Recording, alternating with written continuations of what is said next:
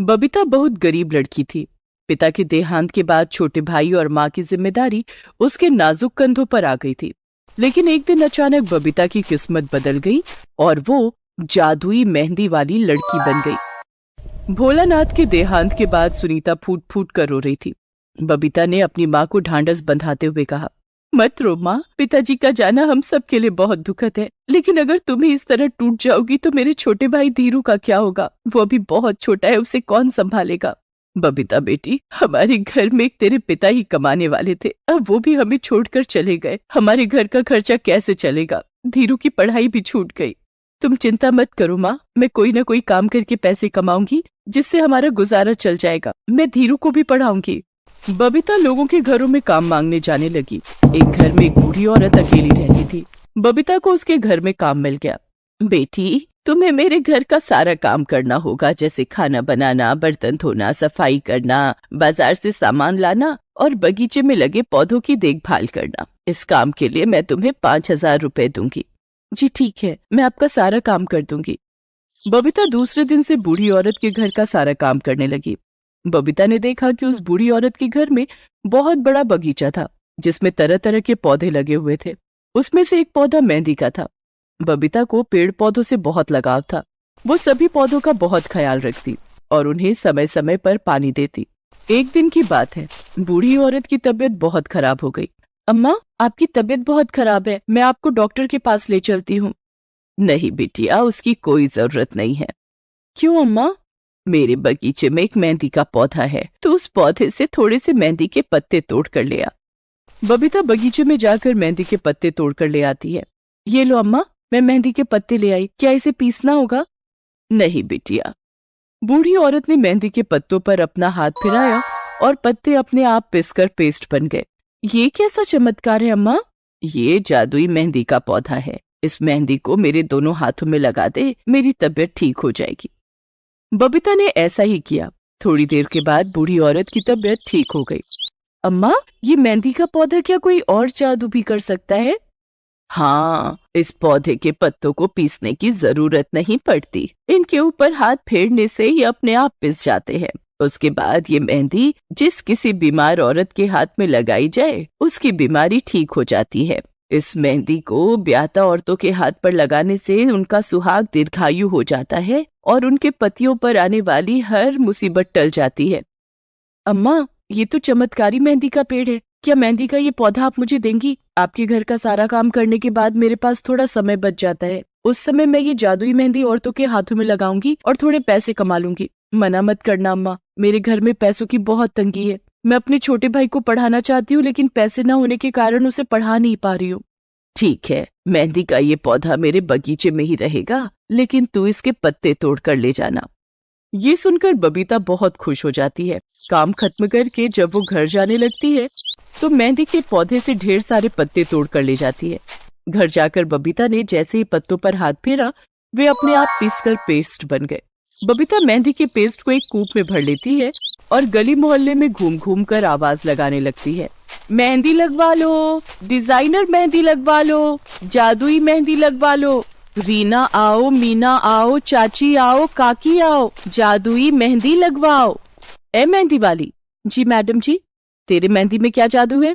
Madam जी, जो औरत इस मेहंदी को अपने हाथों में लगवाएगी उसका सुहाग दीर्घायु होगा और उसके सुहाग पर आने वाली हर मुसीबत टल जाएगी। अच्छा, ऐसी बात है, चलो ट्राई करते हैं। जरा मेरे हाथों में मेहंदी लगाना। बबीता उस औरत के हाथों में मेहंदी लगाने लगती है। बबीता ने बहुत सुंदर डिजाइन बनाकर मेहंदी लगाई। अरे वाह, तूने तो बहुत सुंदर मेहंदी लगाई है। कितने पैसे हुए? 40 रुपए मैडम जी, 20 एक हाथ के और 20 दूसरे हाथ के। बस ठीक है, ये ले तेरे 40 रुपए। और हाँ, तेरी मेहंदी में कोई जादू है या नहीं ये भी पता चल जाएगा। ठीक है मैडम जी, अच्छा अब मैं चलती हूँ। बबीता वहां से चली गई। तभी उस औरत का पति घर आ गया। अरे, आप इतनी जल्दी घर आ गए? आज ऑफिस से जल्दी छुट्टी हो गई क्या? ऑफिस की बिल्डिंग में आग लग गई है। आग बुझाने के लिए दमकल को बुलाना पड़ा। कई लोग अभी भी बिल्डिंग में फंसे हुए हैं। वो तो अच्छा हुआ कि ऑफिस पहुंचने से पहले किसी ने मुझे फोन करके सब बता दिया और मैं घर वापस आ गया। अच्छा, तभी उस औरत को बबीता की बात याद आई। मैडम जी, जो औरत इस मेहंदी को अपने हाथों में लगवाएगी उसका सुहाग दीर्घायु होगा और उसके सुहाग पर आने वाली हर मुसीबत टल जाएगी। उस मेहंदी वाली ने ठीक कहा था। ये मेहंदी सचमुच में जादुई है। मेरे सुहाग पर आने वाली मुसीबत पहले ही टल गई, वरना आज कुछ भी हो सकता था। अरे तुम क्या बड़बड़ा रही हो? औरत ने अपने पति को जादुई मेहंदी वाली बात बताई। अरे ये जादू वादू कुछ नहीं होता, ये सब बेकार की बातें हैं। लेकिन कुछ तो बात जरूर है। उधर बबीता मेहंदी लगाने के लिए आवाजें लगा रही थी। मेहंदी लगवा लो, डिजाइनर मेहंदी लगवा लो, जादुई मेहंदी लगवा लो। ए मेहंदी वाली, मेरे दोनों हाथों में मेहंदी लगा दे, और पैसे मैं तब दूंगी जब तेरी मेहंदी अपना जादू दिखाएगी। ठीक है मैडम जी। बबीता उस औरत के दोनों हाथों में मेहंदी लगा देती है। मेहंदी लगाने के बाद, अच्छा मैडम जी, अब मैं चलती हूँ। मैं कल फिर आऊंगी अपने पैसे लेने। पैसे तो तब मिलेंगे ना जब तेरी मेहंदी अपना जादू दिखाएगी। मैडम जी, मेरी जादुई मेहंदी का जादू आपको जरूर दिख जाएगा। इतना कहकर बबीता वहां से आगे चली गई और मेहंदी लगाने के लिए आवाजें लगाने लगी। थोड़ी देर में उस औरत के पति का फोन आया। हेलो। हेलो सुजाता, आज मैं बाल बाल बच गया, नहीं तो मेरा एक्सीडेंट हो जाता। अरे लेकिन ये सब कैसे हुआ? मैं ऑफिस जा रहा था, तभी पीछे से एक तेज रफ्तार ट्रक आ रही थी। ट्रक मुझे धक्का मारने वाली थी कि किसी ने मेरा हाथ पकड़कर मुझे अपनी तरफ खींच लिया और मेरी जान बच गई। अच्छा। वो मेहंदी वाली ठीक ही कह रही थी, ये जादुई मेहंदी है। कौन मेहंदी वाली? औरत अपने पति को बबीता के बारे में सब कुछ बता देती है। इधर बबीता की जादुई मेहंदी अपना काम कर रही थी। बबीता दूसरे दिन भी जादुई मेहंदी लगाने के लिए गली मोहल्लों में निकली। मेहंदी लगवा लो, जादुई मेहंदी, बड़ी से बड़ी बीमारी ठीक कर देगी जादुई मेहंदी।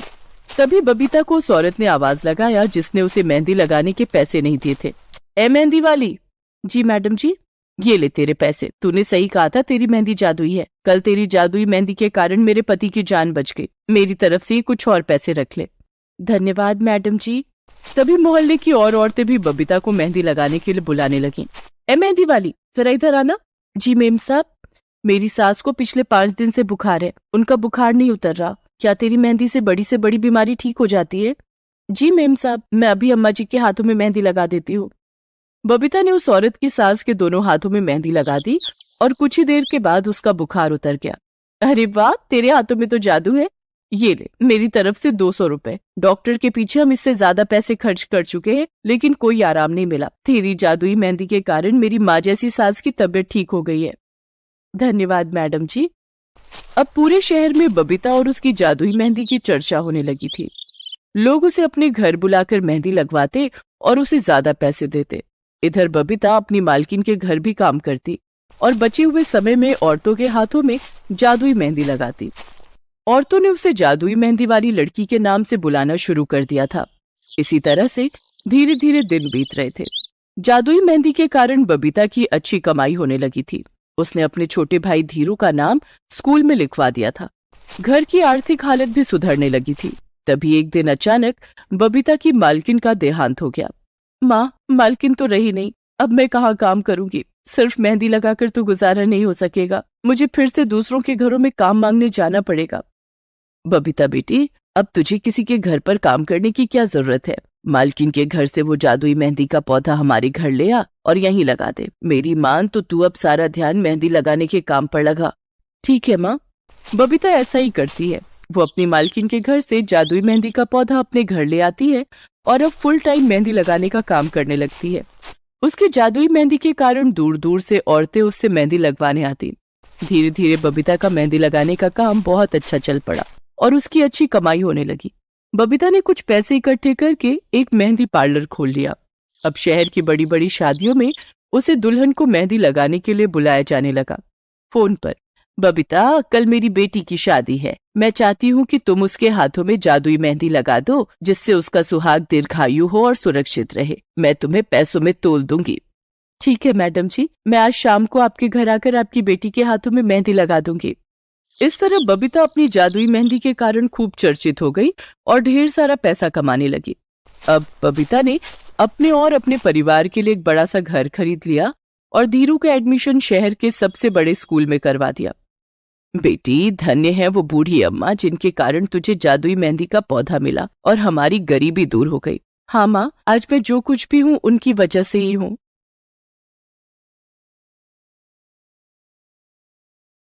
ये कहानी हिना की है, जिसके हाथों में गजब का हुनर था।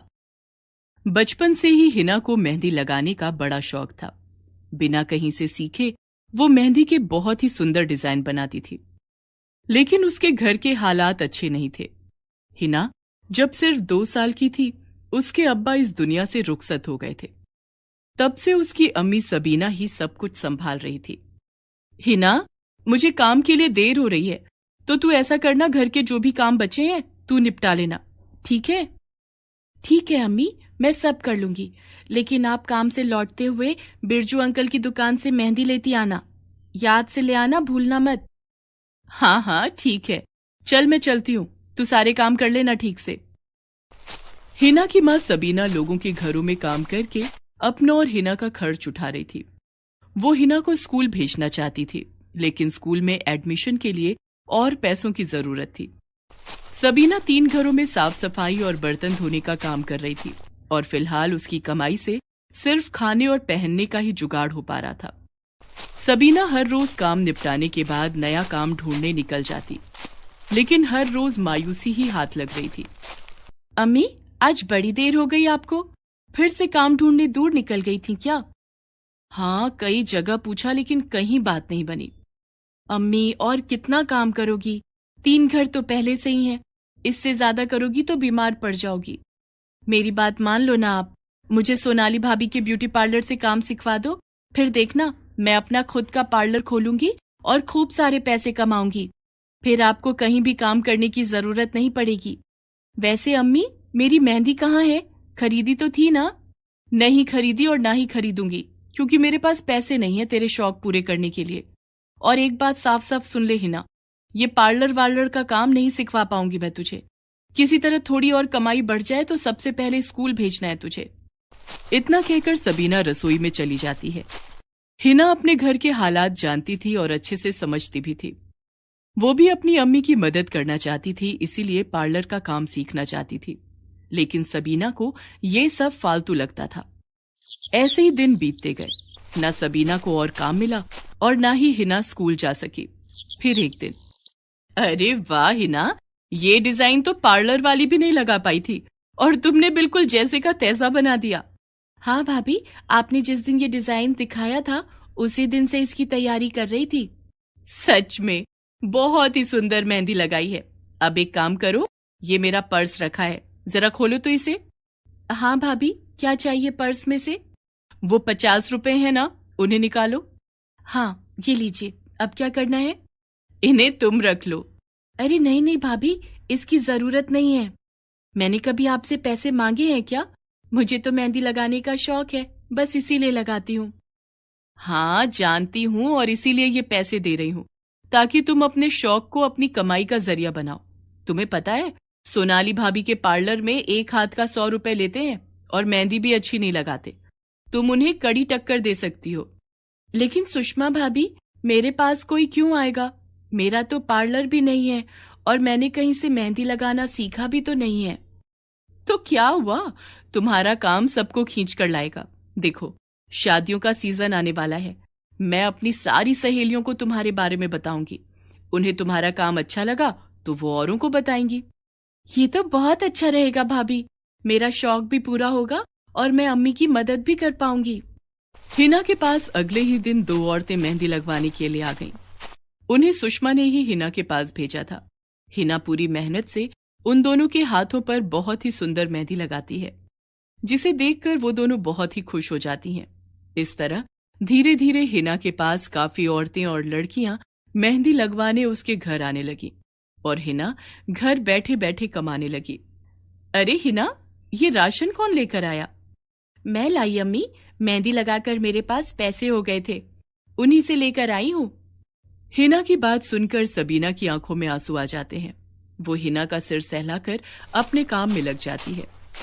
वक्त के साथ हिना का नाम होने लगा। मोहल्ले के मशहूर पार्लर के बजाय अब हिना के घर पर औरतों की भीड़ आने लगी। आपका सब कुछ हो गया, बस मेहंदी बाकी है। आइए मैं लड़के को बोल देती हूँ, वो फटाफट लगा देगा। नहीं नहीं नहीं, मेहंदी रहने दीजिए, वो मुझे कहीं और से लगवानी है। अरे पर ऐसा क्यों? आप मेहंदी लगवा कर तो देखिए, हमारे यहाँ प्रोफेशनल्स हैं। मैंने लगवा कर देखी है आपके प्रोफेशनल से मेहंदी, इसीलिए तो कहीं और से लगवानी है। आप मुझे बिल बताइए, मैं पे कर देती हूँ। सोनाली को समझते देर नहीं लगी कि वो ग्राहक किससे मेहंदी लगवाने वाली थी। कुछ तो करना ही पड़ेगा इस हिना का, ऐसे तो हमारे यहाँ से कोई मेहंदी लगवाएगा ही नहीं। कुछ सोच सोनाली, ये अपने पार्लर की इज्जत का सवाल है। हिना जिस दुकान से मेहंदी खरीदती थी, सोनाली ने उस दुकान वाले को कुछ पैसों का लालच देकर हिना की मेहंदी में केमिकल मिलाने के लिए तैयार कर लिया। हिना अनजाने में वही केमिकल वाली मेहंदी सबके हाथों में लगाती रही, जिससे ज्यादातर औरतों के हाथों पर एलर्जी हो गई और सभी हिना पर गुस्सा करने लगे। ये कैसी मेहंदी लगाई तुमने? हे भगवान, खुजा खुजा कर मेरे तो हाथ ही छिल गए। अब कैसे करूंगी मैं घर के काम? मुझे सोनाली के पार्लर से ही मेहंदी लगवानी चाहिए था। भले ही डिजाइन अच्छा नहीं बनता, लेकिन कम से कम मेरे हाथों पर ये एलर्जी तो नहीं होती। हिना को कुछ समझ नहीं आ रहा था कि ये सब क्यों हुआ। वो बहुत डर गई थी। उसने फौरन अपनी सारी मेहंदी पानी में बहा दी और रोने लगी। हिना, परेशान मत हो बेटी, सब ठीक हो जाएगा। नहीं अम्मी, खुदा पता नहीं किस गुनाह की सजा दे रहे हैं। मैंने तो इतने प्यार से मेहंदी तैयार की थी, इससे पहले तो कभी ऐसा नहीं हुआ। अब मुझसे मेहंदी लगवाने कोई नहीं आएगा, कभी नहीं आएगा। क्यों नहीं आएगा? खुदा अपने बंदों का इम्तिहान लेते हैं। अब ये तुम पर है कि तुम्हें हिम्मत करके इसे पार करना है या हार मानकर रोते रहना है। पहले मैं ही तुझे इस काम से दूर रहने को कहती थी, लेकिन अब मैं समझ गई हूं कि इसी काम में तेरी खुशी है, और अब मैं तेरे साथ हूं बेटा। शुक्रिया अम्मी, लेकिन अब हम क्या कर सकते हैं? मुझे तो ये भी नहीं पता कि मेरी मेहंदी को आखिर हुआ क्या है। क्या हुआ था ये तो नहीं पता, पर अब आगे क्या करना है इसके बारे में सोचना चाहिए। मैं जिनके यहाँ काम करती हूँ ना, वो मैडम एक आयुर्वेद की डॉक्टर हैं। उन्हें मैंने तेरी मेहंदी दिखाई थी। उन्होंने बताया कि उसमें मेहंदी के अलावा कोई और चीज भी थी जो हाथों को नुकसान दे गई। लेकिन अम्मी, मैंने तो कुछ अलग से मिलाया ही नहीं, फिर ऐसा कैसे हुआ? हो सकता है ये बिरजू की मेहंदी में कुछ गड़बड़ हो। तू ऐसा कर, इस बार दूसरी दुकान से मेहंदी खरीद और सबसे पहले मेरे हाथों पर लगा। और हाँ, और इस सबसे पहले मेरे साथ मिलकर एक तेल बना। मैडम जी ने बताया है कि कैसे बनाना है, उससे सबके हाथों को आराम आ जाएगा। हिना ऐसा ही करती है। उसकी माँ सबीना के हाथों पर मेहंदी का रंग बहुत ही अच्छा चढ़ता है और उसके हाथों को कोई नुकसान भी नहीं पहुंचा था। ये देखकर हिना का खोया आत्मविश्वास फिर लौट आया और वो फिर से अपना मेहंदी लगाने का सामान लेकर अपने घर के बाहर बैठ गई। तभी सोनाली वहां से गुजरी। उसने हिना को देखकर उससे कहा, फिर खोल ली तूने अपनी दुकान? और कितने हाथों को खराब करेगी? न क्वालिटी का पता और न ही डिजाइन की समझ, चली है मुझसे टक्कर लेने। सुन, तेरी भलाई के लिए कह रही हूं, ये सब छोड़ और वो कर जो तेरी माँ करती है, समझी? तभी वहां पर सोनाली की 5 साल की बच्ची आ जाती है। वो लगातार अपने हाथ खुजा रही थी और रोती जा रही थी। मम्मी, मम्मी खुज्जी हो रही है। मम्मी खुज्जी। अरे, तुमने वो मेहंदी कब लगाई और क्यों लगाई? ए लड़की, तेरी हिम्मत कैसे हुई मेरी बच्ची के हाथों पर अपनी जहरीली मेहंदी लगाने की? भाभी, श्रद्धा ने बड़े मन से कहा था, इसीलिए लगा दी थी मैंने। लेकिन आप चिंता मत करो, ये मैंने एक तेल बनाया है, ये इसके हाथों को ठंडक देगा और फिर सब ठीक हो जाएगा।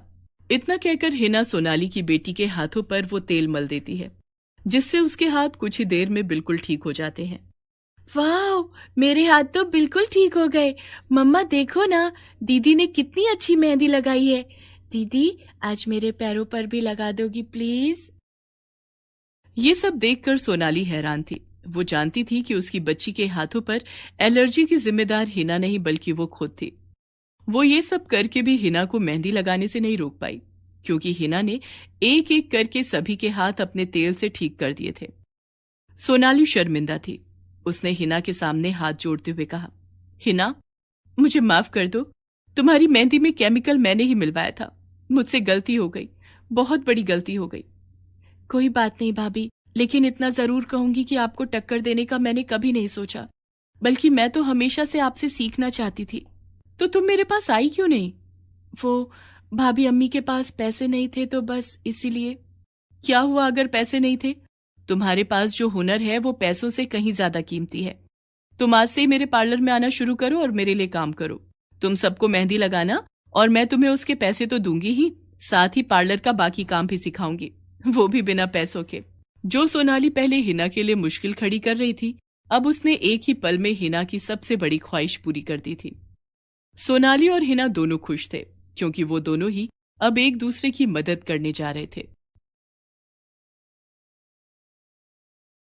अनुभा को दूसरों को सजाने संवारने का बहुत शौक था। कॉलेज की पार्टी में अनुभा ने अपनी सबसे प्यारी सहेली के लिए कुछ ऐसा किया कि जिसके बाद पूरे शहर में उसके चर्चे होने लगे। महिलाएं और छोटी बड़ी सारी लड़कियां अनुभा की कला की दीवानी हो गई। अनुभा ने ऐसा क्या किया था, जानने के लिए देखते हैं मेहंदी ब्लाउज वाली। अनुभा बेहद गरीब परिवार से थी। उसके पिता जगमोहन ऑटो रिक्शा चलाते थे। अनुभा को पढ़ने का बहुत शौक था। सरकारी स्कूल से 12वीं पास करने के बाद माँ सुलेखा और पिता जगमोहन ने पाई जोड़कर उसका एडमिशन शहर के अच्छे से कॉलेज में करवाया था। अनुभा भी बीकॉम फर्स्ट ईयर में पढ़ रही थी। जगमोहन रोज अनुभा को अपने ऑटो पर बिठाकर कॉलेज तक छोड़ने जाते। एक दिन, पापा आज हमारे कॉलेज में फेस्ट है। मेरी फ्रेंड दीप्ति ने अपना मेकअप करवाने के लिए मुझे अपने घर बुलाया है। उसका ड्राइवर मुझे लेने के लिए आता ही होगा। दीप्ति को तैयार करके हम लोग वहीं से कॉलेज चले जाएंगे। ठीक है अनुभा बेटी, दीप्ति का मेकअप अच्छे से करना।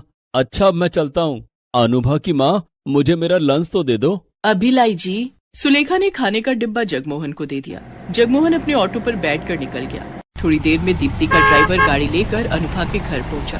अनुभा गाड़ी में बैठकर दीप्ति के घर पहुंच गई। वहां उसने दीप्ति का अच्छे से मेकअप किया और दीप्ति को साड़ी भी पहनाई। अरे वाह अनुभा, तूने तो मुझे कटरीना बना दिया। वाह, कितना अच्छा मेकअप किया है। ये शरबती आंखें, ये सुर्खोट, हाय हर कोई मुझे ही देखता रह जाएगा। थैंक्स यार, आज कॉलेज के सारे लड़के तुझे प्रपोज करेंगे, तू देखना। दोनों सहेलियां हंसने लगती हैं। अब चल जल्दी चल, फेस्ट शुरू होने वाला होगा। हाँ चलते हैं। दोनों सहेलियां कॉलेज जाने के लिए कमरे से बाहर निकली और गाड़ी में बैठने ही वाली थी कि जल्दबाजी में दीप्ति का ब्लाउज गाड़ी के दरवाजे से लगकर फट गया। ओ यार, मेरा ब्लाउज फट गया, अब क्या करूं? मेरे पास तो एक ही साड़ी है। मैंने कोई दूसरी ड्रेस भी नहीं खरीदी थी। सोचा था पारंपरिक ड्रेस में फेस्ट में जाऊंगी। दीप्ति रोआसी हो जाती है। अरे मेरी प्यारी सहेली रो रही है, वो भी मेरे होते हुए। तू चिंता मत कर, चल मेरे साथ। अनुभा दीप्ति को घर के अंदर ले जाती है। तेरे पास लाल रंग की ट्यूब टॉप है ना? हाँ है तो। तू जल्दी से वो वाली ट्यूब टॉप पहन ले। लेकिन यार, साड़ी के ऊपर ट्यूब टॉप कौन पहनता है? तू पहन तो सही, मैं 2 मिनट में आई। ठीक है। दीप्ति लाल रंग का ट्यूब टॉप पहन लेती है और इतनी देर में अनुभा दौड़कर बगल वाली दुकान में जाती है। भैया एक मेहंदी की कूप देना। ये लीजिए। कितने रुपए हुए? 20 रुपए। अनुभा उस दुकानदार को 20 रुपए देकर मेहंदी की कूप खरीद कर ले आती है। ये देख, मैंने ट्यूब टॉप पहन ली, लेकिन साड़ी पर ट्यूब टॉप कितनी बुरी लग रही है। ना ही पारंपरिक ड्रेस लग रही है और ना ही मॉडर्न। हो, तू चिंता मत कर, बस 10 मिनट शांत होकर बैठ जा। अनुभा मेहंदी की कूप से दीप्ति की पीठ पर बहुत सुंदर ब्लाउज का डिजाइन बनाती है, जिसे देखकर ऐसा लग रहा था मानो दीप्ति ने मेहंदी का डिजाइनदार ब्लाउज पहना हो। 10 मिनट में अनुभा ने दीप्ति की पीठ पर मेहंदी से ब्लाउज का डिजाइन बनाकर तैयार कर दिया। अब खुद को आईने में देख। दीप्ति ने जब खुद को आईने में देखा तो देखती रह गई। वाह यार, तूने तो कमाल कर दिया। ऐसा लग रहा है जैसे मैंने मेहंदी की ब्लाउज पहन रखी हो। तूने तो मेरी सारी टेंशन दूर कर दी। अब चल कॉलेज चलते हैं, नहीं तो फेस्ट खत्म हो जाएगा। दोनों सहेलियां गाड़ी में बैठकर कॉलेज आ जाती हैं। उस दिन फेस्ट में कॉलेज के सभी लड़के लड़कियों की नजर दीप्ति पर टिकी थी। कई लड़कियों ने, यहाँ तक कि प्रोफेसर ने भी दीप्ति से उसके मेहंदी डिजाइन वाली ब्लाउज का राज पूछा। दीप्ति, तुम्हारा मेहंदी ब्लाउज तो बहुत यूनिक है, कहाँ से बनवाया? मैडम, ये तो अनुभा का कमाल है। उसी ने ये डिजाइन बनाया है और मेरी लाज बचा ली, नहीं तो मैं आज फेस्ट में नहीं आ पाती। लाज बचा ली? वो कैसे? दीप्ति ने सबको बताया कि किस तरह अनुभा ने उसका मेहंदी ब्लाउज बनाया। सभी अनुभा से उसका फोन नंबर मांगने लगे। अनुभा, अगले महीने मेरी बेटी की शादी है। अगर तुम बुरा ना मानो तो क्या मेरी बेटी के लिए ऐसा मेहंदी वाला ब्लाउज बना सकती हो? मैं तुम्हें इस काम के लिए अच्छा पेमेंट करूंगी। तुम चाहो तो मैं एडवांस पेमेंट कर देती हूँ। नहीं मैडम, एडवांस पेमेंट की कोई जरूरत नहीं है। मैं आपकी बेटी की शादी में जरूर आऊंगी और मेहंदी ब्लाउज बना दूंगी। आप काम के बाद पैसे दे देना। कॉलेज की लड़कियां भी अनुभा की तरफ ही खींची चली आई। हाय अनुभा, यार परसों मुझे एक पार्टी में जाना है। क्या तुम मेरे घर आकर मेरी पीठ पर भी ऐसी मेहंदी ब्लाउज बना दोगी? हाँ, क्यों नहीं। मुझे अपना नंबर दे दो। हाँ भी लो। इस तरह से सभी लोगों ने अनुभा से उसका मोबाइल नंबर लिया और उसे उस दिन ही कई काम मिल गए। अनुभा ने घर आकर ये बात जगमोहन और सुलेखा को बताई। वाह बेटी, तुझे तो ढेर सारे काम मिल गए, ये तो बहुत अच्छी बात है। लेकिन अनुभा बेटी, अगर तू मेहंदी ब्लाउज बनाने का काम करेगी तो पढ़ाई कब करेगी? इस काम से तेरी पढ़ाई पर असर पड़ेगा। बाबा मैं मैनेज कर लूंगी। नहीं अनुभा, तुझे अभी अपनी पढ़ाई पर ध्यान देना चाहिए, ना कि इन सब फालतू काम में। पिता के सख्त रुख को देखकर अनुभा ने मेहंदी ब्लाउज के काम के बारे में सोचना छोड़ दिया। दूसरे दिन रविवार था और अनुभा के कॉलेज की छुट्टी थी। उस दिन जगमोहन अकेले ही ऑटो लेकर निकला, लेकिन जगमोहन को पता नहीं था कि वो दिन उसके लिए कयामत का दिन साबित होने वाला है। जगमोहन के ऑटो को एक ट्रक ने पीछे से टक्कर मारी। जगमोहन बुरी तरह से घायल हो गया। हादसे में ऑटो बुरी तरह से टूटकर चकनाचूर हो गया था। आसपास के लोगों ने जगमोहन को अस्पताल में भर्ती करवाया और अनुभा को इस बात की खबर दी। अनुभा और सुलेखा दोनों भागे भागे अस्पताल पहुंचे। देखिए, हादसे में इनका सिर फट गया है और दाहिना पैर फ्रैक्चर हो गया है। इनको 2 महीने तक कंप्लीट बेड रेस्ट की जरूरत है। अनुभा और सुलेखा जगमोहन को घर ले आए। अनुभा की माँ, ऑटो तो अब चलने लायक नहीं रहा और ना ही मैं। घर का खर्च कैसे चलेगा? यही तो मैं भी सोच रही हूँ अनुभा के बाबा। घर का खर्च, अनुभा की पढ़ाई का खर्च, आपकी दवाइयाँ, ये सब कैसे होगा? कुछ समझ नहीं आ रहा है। अचानक इतनी सारी मुसीबतें एक साथ आ गईं। हमने कभी सोचा भी नहीं था। अनुभा अपने माता पिता की बातें सुन रही थी। माँ बाबूजी, आप लोग कहें तो मैं मेहंदी ब्लाउज बनाने का काम शुरू कर दूं। मुझे यकीन है कि लोगों को मेरा काम पसंद आएगा और इतने पैसे तो मिल ही जाएंगे कि घर का खर्च भी निकल जाएगा और पिताजी की दवाइयां भी आ जाएंगी। लेकिन अनुभा बेटी। पिताजी मना मत करिए, जब आप ठीक हो जाएंगे तब मैं ये काम छोड़ दूंगी। ठीक है अनुभा बेटी, तू मेहंदी ब्लाउज बनाने का काम शुरू कर दे। जगमोहन के पास और कोई रास्ता नहीं था। ठीक है पिताजी, मुझे तो कल के लिए काम भी मिला हुआ है। कॉलेज में एक लड़की है प्रिया, उसने मेहंदी ब्लाउज बनाने के लिए कल सुबह मुझे अपने घर बुलाया है। दूसरे दिन अनुभा मेहंदी की कूप लेकर प्रिया के घर पहुंच जाती है। उसकी पीठ पर मेहंदी ब्लाउज की बहुत खूबसूरत डिजाइन बनाती है। वाह अनुभा, तेरे हाथों में जादू है। तूने कितना प्यारा मेहंदी ब्लाउज बनाया है। देखना प्रिया, पार्टी की सारी लाइमलाइट तू ही ले जाएगी। और हुआ भी वही। प्रिया जब पार्टी में पहुंची तो सभी उसके मेहंदी ब्लाउज को देख रहे थे। पूरी पार्टी में प्रिया का मेहंदी ब्लाउज हॉट टॉपिक बन गया था। सबने प्रिया से मेहंदी ब्लाउज बनाने वाली का नंबर ले लिया। अब तो दिन रात सुबह शाम अनुभा के पास ढेरों फोन आने लगे। अनुभा को मेहंदी ब्लाउज बनाने के इतने काम मिल गए कि उसके पास सांस लेने की फुर्सत भी नहीं बची। इस काम के लिए लोग अनुभा को पैसे भी अच्छे दे रहे थे। अनुभा अब एक दिन में 5 से 10 हजार रुपए कमाने लगी। धीरे धीरे 1 महीना बीत गया। अनुभा के कमाए हुए पैसों से घर का खर्च भी अच्छे से चल रहा था और जगमोहन का इलाज भी हो रहा था। कुछ दिनों के बाद, अनुभा बेटी, आज तेरे पापा के पैरों का प्लास्टर कटवाना है। इन्हें अस्पताल कैसे लेकर जाएंगे? तुम चिंता क्यों करती हो माँ, मैं अभी ऑनलाइन कैब बुक कर देती हूँ। अनुभा ने कैब बुलाया और दोनों जगमोहन को अस्पताल लेकर गए। वहां डॉक्टर ने जगमोहन के पैर का प्लास्टर काट दिया। इन्हें अभी 1 महीना और आराम की जरूरत है।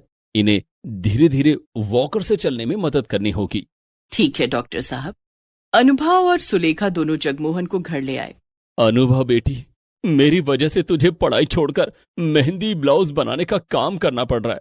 बस 1 महीने की बात है, मैं ठीक हो जाऊंगा तो तुझे काम नहीं करने दूंगा।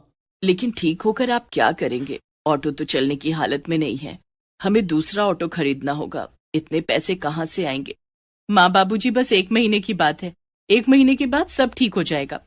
अनुभा कड़ी मेहनत करने लगी। वो नाइट पार्टी में जाने वाली महिलाओं के लिए रातों को भी मेहंदी ब्लाउज बनाने लगी। नाइट में काम करने के लिए उसे ज्यादा पैसे मिलने लगे। देखते ही देखते 1 महीना गुजर गया। जगमोहन अब पूरी तरह से ठीक हो चुका था। एक दिन, बाबा जरा बाहर आना, आपके लिए एक सरप्राइज है। सरप्राइज? कैसा सरप्राइज? आओ तो सही। जगमोहन और सुलेखा दोनों घर के बाहर आए तो उन्होंने देखा कि एक चमचमाती हुई नई कार बाहर खड़ी थी। अनुभा ने उस कार की चाबी जगमोहन को देते हुए कहा, आज से आप अपनी गाड़ी चलाओगे। लेकिन बेटी, ये गाड़ी तो बहुत महंगी होगी। तू इतने पैसे कहाँ से लाई? ये गाड़ी मैंने मेहंदी ब्लाउज बनाकर कमाए पैसों से खरीदी है। इसकी कुछ इंस्टॉलमेंट चुकानी बाकी है, वो मैं चुका दूंगी। बाबा, मैं ये काम नहीं छोड़ना चाहती हूँ। प्लीज मेहंदी ब्लाउज बनाने का काम छोड़ने के लिए मत कहना। ठीक है अनुभा बेटी, तेरी खुशी में ही मेरी खुशी है। जगमोहन ने अनुभा को गले से लगा लिया। अनुभा ने मेहंदी ब्लाउज बनाने की कला से पूरे शहर में नाम कमा लिया था और पैसा भी। वो दिन रात तरक्की करने लगी और अपने माता पिता को वो प्लीज सब्सक्राइब this channel.